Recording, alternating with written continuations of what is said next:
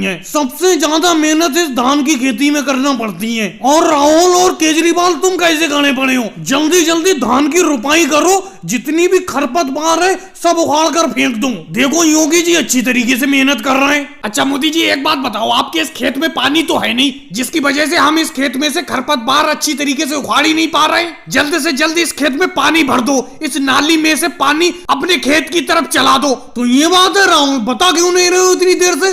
पानी तो अपने खेत के बराबर से होके जा रहा है। अभी मैं पानी अपने खेत में कर देता हूँ, खेत को पानी से लबालब भर दूंगा। अरे मोदी जी इस खेत को पानी से इतना ज्यादा भी लबालब मत भरना कि सारी की सारी खरपतवार ही डूब जाए पानी में और हम धान और खरपतवार में अंतर ही नहीं कर पाए, खरपतवार की जगह धान उखाड़ने गई हम। तो केजरीवाल तुम ही बता दो, इस धान की खेती में कितना पानी भर दूं? वैसे एक बात मैं फिर से कहना चाहता हूँ केजरीवाल, इस धान की खेती में मेहनत बहुत ज्यादा लगती है।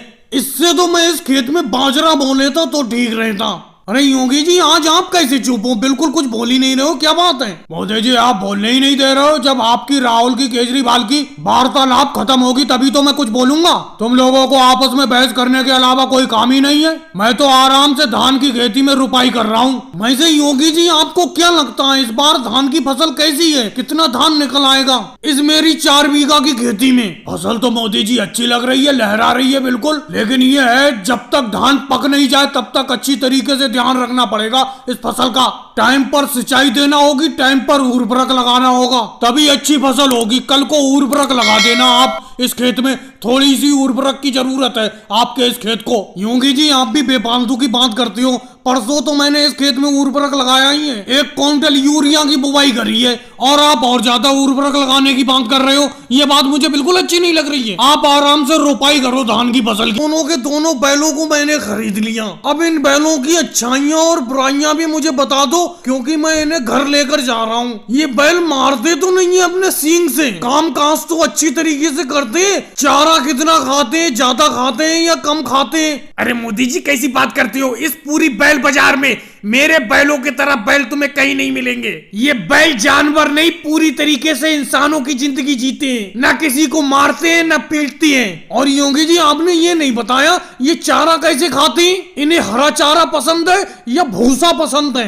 अरे मोदी जी आप भी बिल्कुल अजीब बात करते हो। अभी मैंने बताया नहीं आपको, ये मेरे बैल इंसानों वाली जिंदगी जीते हैं। ये चारा उरा नहीं खाते, ये इंसानों के तरह सब्जी और रोटी खाते। पूरी इन्हें बहुत पसंद है। मैंने तो इनके खाने के लिए एक रसोइया रख रखा था, वही इन्हें खाना बनाकर खिलाता था और ये खाते थे। हरे चारे या भूसे से इनका क्या लेना देना? लेकिन योगी जी ये तो बड़ा मुश्किल हो जाएगा। इन्हें रोज पूरी और सब्जी इतना ज्यादा बनाकर कहां से खिलाया जाएगा? और ये हल को तो अच्छी तरीके से खेत में खींच लेती।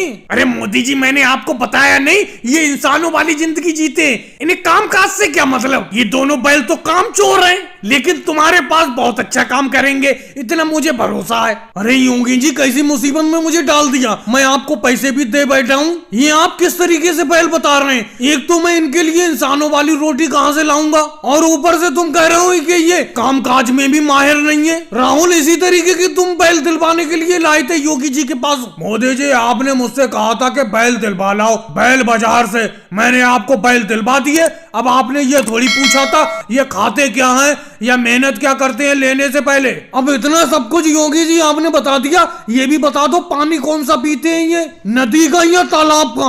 अरे मोदी जी नदी तालाब के पानी से इनका क्या मतलब? ये बैल सिर्फ और सिर्फ कुएं का शुद्ध पानी पीते हैं। इनको नदी तालाब के पास ले जाओगे उल्टी भाग लगा देंगे। अजीब मुसीबत में डाला, मेरे गाँव में तो कोई कुआं भी नहीं है, तो मैं इन बैलों को पानी कहाँ से पिलाऊंगा? और बैलों को वीडियो को लाइक करो, चैनल को सब्सक्राइब करो।